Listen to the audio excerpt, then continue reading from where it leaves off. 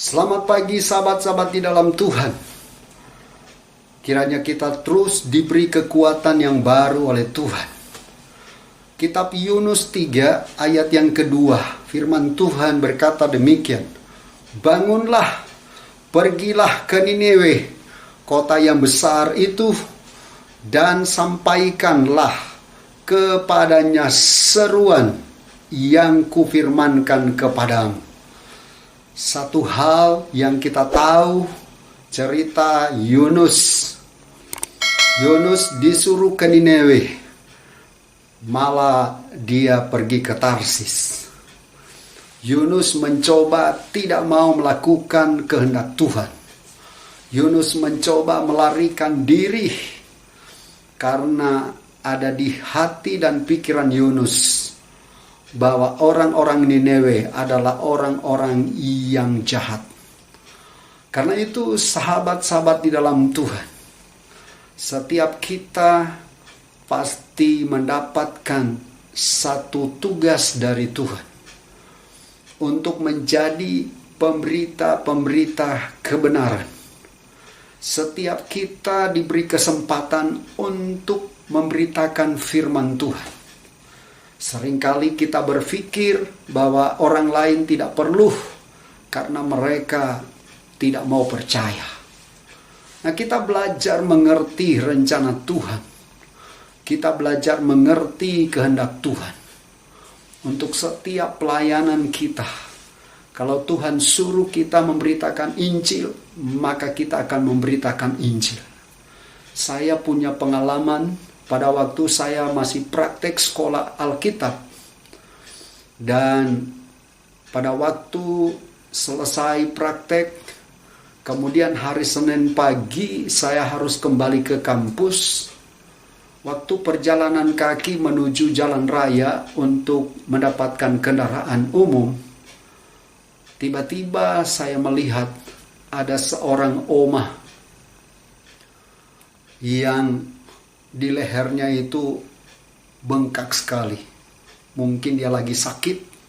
Dan di dalam hati saya seperti ada gerakan untuk disuruh temui dan doakan.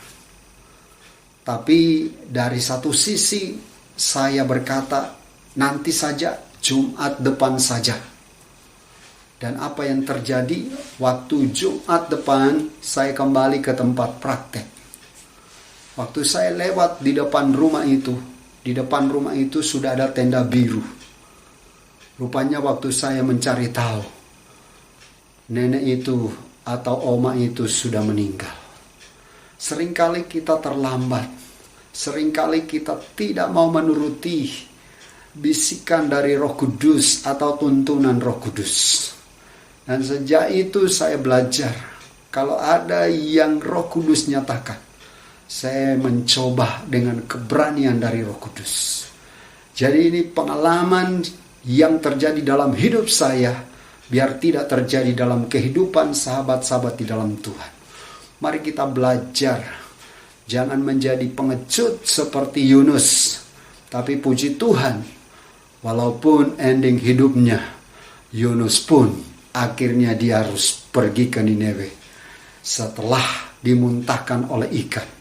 Dan ini penting pelajaran bagi kita, bahwa Tuhan menghendaki semua orang diselamatkan.